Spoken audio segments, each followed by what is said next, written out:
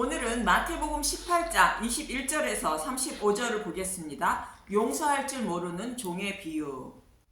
예수님은 제자들에게 작은 자 하나의 생명을 살리기 위하여 자기의 생각을 버리고 오직 어린아이와 같은 마음으로 예수님을 따르며 다른 복음을 전하지 말라 말씀하셨고, 또 형제가 죄를 범하면 권고하라는 것으로 작은 자의 생명을 살리기 위한 권고를 하라는 것입니다. 혹 자신이 범한 죄나 다른 형제가 범한 죄로 인하여 실족하면 권고하여 작은 자의 생명을 살려야 한다는 것이며, 만약 자신이 범한 죄를 죄로 여기지 아니한다면 권고하고 그래도 안 되면 교회에 하고 그래도 안 되면 실교하라는 것입니다. 그 이유는 적은 누룩이 온 덩이에 퍼져 작은 자를 실족케 하여 생명을 잃게 하기 때문이라는 것입니다. 그리고 그 출교당한 자의 생명을 살리기 위하여 여호와께 간절히 구하라는 것입니다. 이러한 일들은 작은 자의 생명을 살리기 위하여 교회에서 마땅히 해야 할 일들이라는 것입니다. 이 말씀을 듣고 있던 베드로는 예수님의 말씀을 이해한 것으로 교회에서 일어나는 크고 작은 죄를 범한 자들을 몇 번이나 용서를 해야 하는지 본문에서 묻고 있는 것입니다. 용서하는 것도 교회가 당연히 해야 할 일이라는 것입니다. 본문 21절에서 22절을 보면 마태복음 18장 21절 용서할 줄 모르는 종의 비유. 그때 베드로가 나와 이르되 주여, 형제가 내게 죄를 범하면 몇 번이나 용서하여 주리까? 7번까지 하오리까? 마태복음 18장 22절 예수께서 이르시되 내게 이르노니 7번뿐 아니라 7번을 70번까지라도 할지니라. 베드로의 질문에 예수님은 7번을 70번까지라도 용서해야 한다는 것으로 무한대로 용서해 주어야 한다는 뜻입니다. 왜냐하면 하나님은 나를 사랑하셔서 나의 모든 죄를 탕감해 주시고 자신의 백성으로 삼아 주셨다는 것으로 다른 사람의 죄도 이와 같이 동일하게 탕감해 주어 그들의 생명을 살려야 한다는 것입니다. 이 말씀이 오늘 본문의 말씀인데 에베소서 4장 32절에 사도 바울은 이렇게 말하고 있습니다. 에베소서 4장 32절 서로 친절하게 하며 불쌍히 여기며 서로 용서하기를 하나님이 그리스도 안에서 너희를 용서하심과 같이 하라. 하나님이 세상 사는 사람들 중에 죄인들을 불러 자녀 삼아 주신 교회라는 말씀으로 서로 사랑하라는 말씀인데, 예수님이 나를 사랑하셔서 모든 죄를 용서하시고 자녀 삼아 주신 은혜를 아는 자는 다른 사람의 죄를 용서하는 것이 당연하다는 것입니다. 이 말씀을 본문에서 말씀하고 있는데 본문 23절에서 24절을 보면 마태복음 18장 23절 그러므로 천국은 그 종들과 결산하려 하던 어떤 임금과 같으니, 마태복음 18장 24절 결산할 때에 10,000달란트 빚진 자 하나를 데려오매. 그 종들과 결산하는 것은 하나님의 심판대를 말하고 10,000달란트 빚진 자라는 것은 노동자가 한 푼도 쓰지 않고 평생 모아도 갚지 못하는 빚을 말하는 것으로 생명의 대속의 값을 말합니다. 이 말씀을 시편 기자는 이렇게 말합니다. 시편 49편 7절 아무도 자기의 형제를 구원하지 못하며 그를 위한 속전을 하나님께 바치지도 못할 것은, 시편 49편 8절 그들의 생명을 속량하는 값이 너무 엄청나서 영원히 마련하지 못할 것임이니라. 속량의 값이 너무 엄청나다는 말씀으로 생명의 속정에는 10,000달란트 빚진 것을 말합니다. 그런데 이 엄청난 생명을 속량하는 값을 빚진 자를 불쌍히 여겨 모두 탕감해 주고 놓아 주었다고 본문 25절에서 27절은 말합니다. 마태복음 18장 25절 갚을 것이 없는지라 주인이 명하여 그 몸과 아내와 자식들과 모든 소유를 다 팔아 갚게 하라 하니, 마태복음 18장 26절 그 종이 엎드려 절하며 이르되 내게 참으소서 다 갚으리이다 하거늘, 마태복음 18장 27절 그 종의 주인이 불쌍히 여겨 놓아 보내며 그 빚을 탕감하여 주었더니, 하나님은 저와 여러분을 불쌍히 여겨주셔서 그 빛을 자신의 아들을 십자가에 내어주어 모든 빛을 탕감해 주신 것입니다. 그래서 저와 여러분이 하나님께 진 빚인 10,000달란트를 갚을 수 있는 길은 오직 복음의 말씀을 듣고 믿는 것이 모든 빚을 탕감받는 길인 것입니다. 그래서 아직 빚을 탕감받지 못한 자가 빚을 탕감받아 생명을 살리기 위해서는 복음의 말씀을 들어야 하기 때문에 무한대로 용서해 주어 복음의 말씀을 듣게 해야 한다는 말씀인 것입니다. 그런데 이렇게 갚을 수 없는 빚을 탕감해 주고 놓아 주었더니 본문 28절에서 30절을 보면 마태복음 18장 28절 그 종이 나가서 자기에게 100데나리온 빚진 동료 한 사람을 만나 붙들어 목을 잡고 이르되 빚을 갚으라 하매. 마태복음 18장 29절 그 동료가 엎드려 간구하여 이르되 나에게 참아 주소서 갚으리이다 하되. 마태복음 18장 30절 허락하지 아니하고 이에 가서 그가 빚을 갚도록 옥에 가두거늘. 100데나리온은 노동자 100일의 품삯을 말하는 것으로 그 빚을 갚지 않으므로 동료를 옥에 가두었다는 것입니다. 이런 사람은 갚을 수 없는 생명의 속전의 값을 탕감받았다는 것을 모르는 구원의 은혜를 모르는 자라는 것입니다. 구원의 은혜를 모르는 자는 어떻게 되는지 본문 31절부터 봅니다. 마태복음 18장 31절 그 동료들이 그것을 보고 몹시 딱하게 여겨 주인에게 가서 그 일을 다 알리니. 마태복음 18장 32절 이에 주인이 그를 불러다가 말하되 악한 종아 내가 빌기에 내가 내 빚을 전부 탕감하여 주었거늘. 마태복음 18장 33절 내가 너를 불쌍히 여김과 같이 너도 내 동료를 불쌍히 여김이 마땅하지 아니하냐 하고. 마태복음 18장 34절 주인이 노하여 그 빚을 다 갚도록 그를 옥졸들에게 넘기니라. 마태복음 18장 35절 너희가 각각 마음으로부터 형제를 용서하지 아니하면 나의 하늘 아버지께서도 너희에게 이와 같이 하시니라. 100데나리온 빚진 동료를 옥에 가둔 자인 악한 종에게 생명의 속전의 값을 모두 갚도록 옥에 가둔다는 것으로 지옥불에 던져지게 된다는 말씀인 것입니다. 이렇게 영원히 갚지 못하는 빚을 탕감받은 교회의 사명은 작은 자의 생명을 살리기 위하여 그가 범하는 모든 죄를 무한대로 용서해 주어야 한다는 말씀입니다.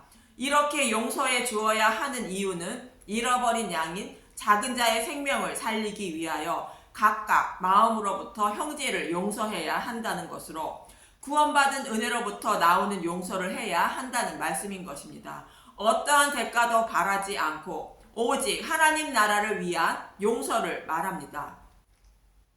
그럼 오늘 본문의 말씀을 모형하고 있는 노아와 그의 아들들에 대하여 먼저 간단하게 알아보도록 하겠습니다. 노아는 홍수 심판이 끝나고 포도주를 마시고 취하여 벌거벗게 되는데 이 모습을 본 함은 형제에게 알리고 셈과 야벳은 벗은 모습을 보지 않기 위하여 뒷걸음으로 들어가 옷으로 아버지의 하체를 덮어주게 됩니다. 여기서 벌거벗었다는 것은 아담과 하와가 선악과를 먹고 벗은 것을 알고 부끄러워하는 것처럼 하나님 앞에 죄를 범했다는 것을 의미합니다.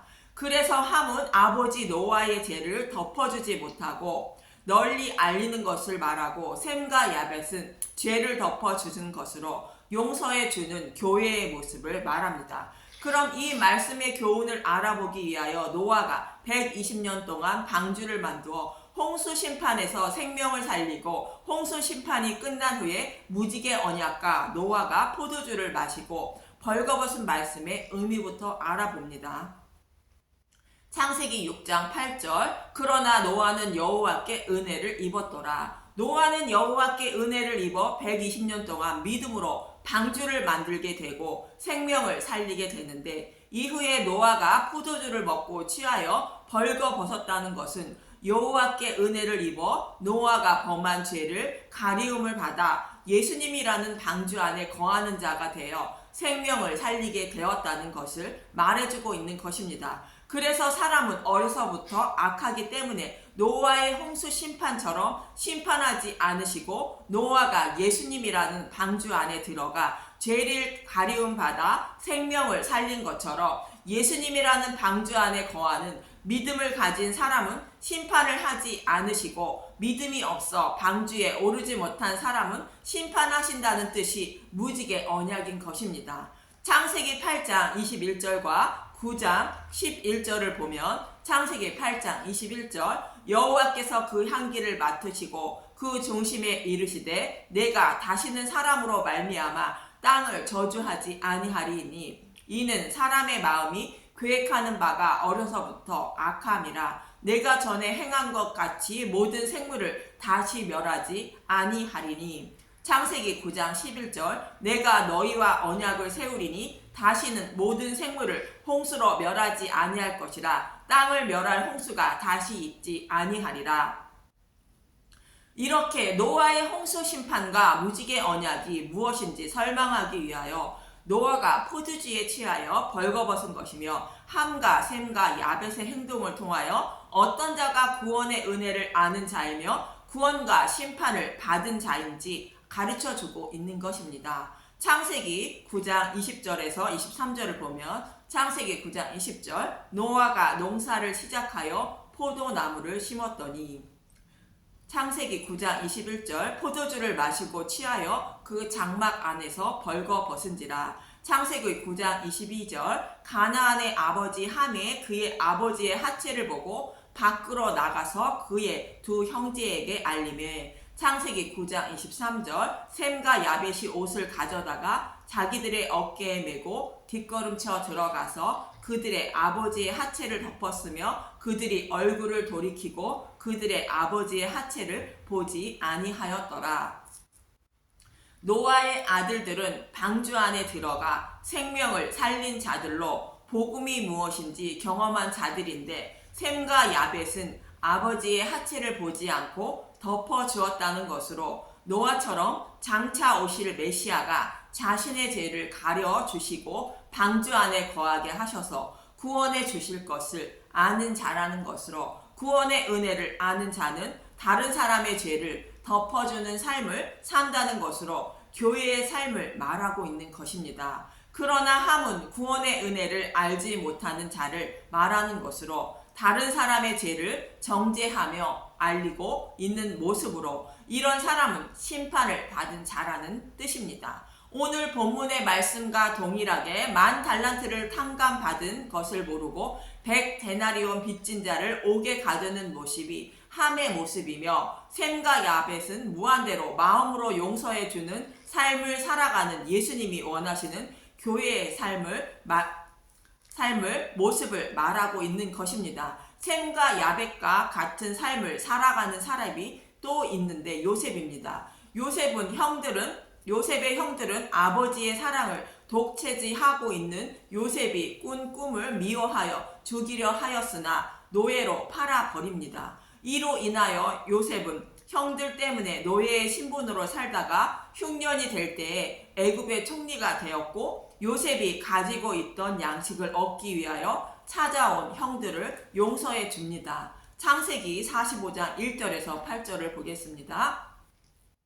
창세기 45장 1절 요셉이 형제들에게 자기를 밝히다. 요셉이 시종하는 자들 앞에서 그 정을 억제하지 못하여 소리질러 모든 사람을 자기에게서 물러가라 하고 그 형제들에게 자기를 알리니 그때 그와 함께 한 다른 사람이 없었더라. 창세기 45장 2절 요셉이 큰 소리로 오니 애굽 사람에게 들리며 바로의 궁중에 들리더라.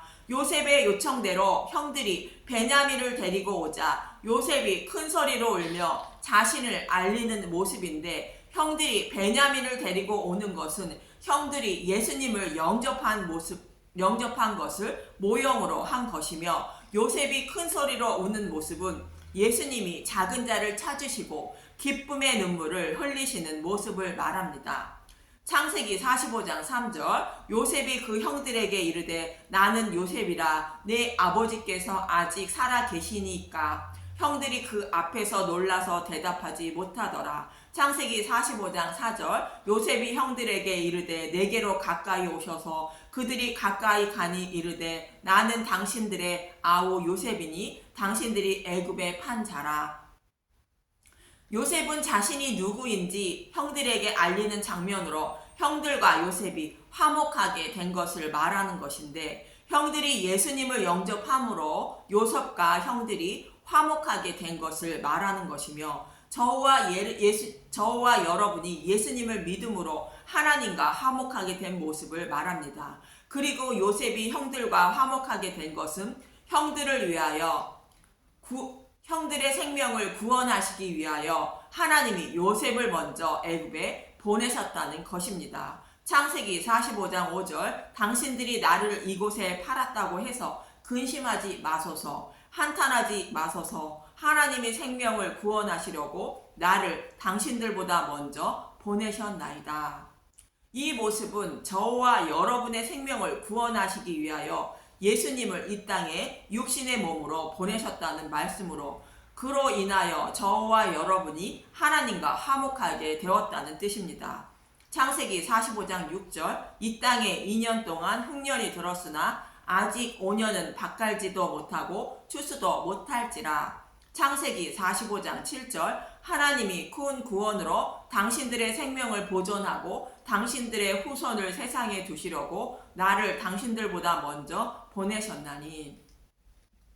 요셉은 밭 갈지도 못하고 추수도 못하는 흉년이 아직도 5년이나 남았다는 것으로, 그 누구도 애굽을 다스리는 요셉을 찾아 식량을 얻지 못하면 생명을 살릴 수 없다는 것으로, 형들의 생명을 살리기 위하여 하나님이 요셉을 먼저 애굽으로 보냈다는 것입니다. 이 말씀은 복음의 시대를 말하는 것인데, 더 이상 구원의 계시는 없다는 말씀으로 생명의 양식을 가지고 있는 만왕의 왕이신 예수님을 영접해야 구원을 받을 수 있다는 말씀이며, 예수님을 영접하지 않으면 생명을 잃을 수밖에 없다는 말씀입니다. 그래서 요셉을 먼저 보내어 애굽의 통치자로 삼은 것처럼 예수님을 보내주셔서 죽으시고 부활하심으로 우주 만물을 다스리는 만왕의 왕으로 삼으셨다는 것입니다.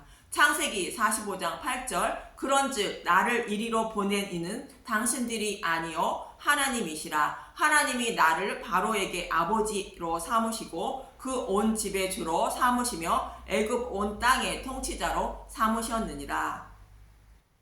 이처럼 요셉은 예수님의 모형으로 애굽으로 노예로 팔렸지만 애굽의 총리가 되어 흉년 때에 양식이 없어 죽어가는 형들의 생명을 살렸던 것입니다. 이 요셉의 삶이 예수님의 삶을 모형하고 있고 하나님 백성의 삶인 교회의 삶을 말해주고 있는 것입니다. 하나님이 요셉을 먼저 애굽으로 보내셔서 형들의 생명을 살린 것처럼 저와 여러분을 먼저 자신의 백성으로 삼아주신 것은 작은 자인 잃어버린 양의 생명을 살리시기 위한 것입니다. 그래서 요셉이 예수님의 삶을 살아서 형들의 죄를 용서하여 생명을 살린 것처럼 저와 여러분도 예수님의 삶을 살아야 한다는 것으로, 나에게 죄를 범한 것을 7번뿐 아니라 7번을 70번까지라도 무한대로 용서해서 작은 자의 생명을 살려야 한다는 것입니다. 용서하는 삶을 살아야 구원받는다는 말씀이 아니라, 하나님의 은혜로 나의 모든 죄를 탕감받은 것을 아는 자는 또 다른 자의 생명을 살리기 위하여 예수님의 삶을 닮아가는 삶을 살아야 한다는 것입니다. 그래서 본문 35절에 너희가 각각 마음으로부터 형제를 용서하라 말씀하고 있는 것입니다. 에베소서 4장 32절에 사도 바울은 이렇게 말하고 있는 것입니다. 서로 친절하게 하며 불쌍히 여기며 서로 용서하기를 하나님이 그리스도 안에서 너희를 용서하심과 같이 하라. 저와 여러분도 이러한 삶을 살아야 한다고 말하는 말씀인데, 구원의 은혜를 아는 만큼 마음으로 용서해 줄 수 있는 것입니다. 그래서 저와 여러분도 복음의 말씀을 알기에 더욱 힘쓰고 애써서 내가 얼마나 큰 죄인인지 알고 그 큰 죄를 모두 탕감받았다는 것을 깨달아 형제들의 잘못을 모두 마음으로 용서하며 살아가는 저와 여러분이 되시길 간절히 바랍니다. 감사합니다.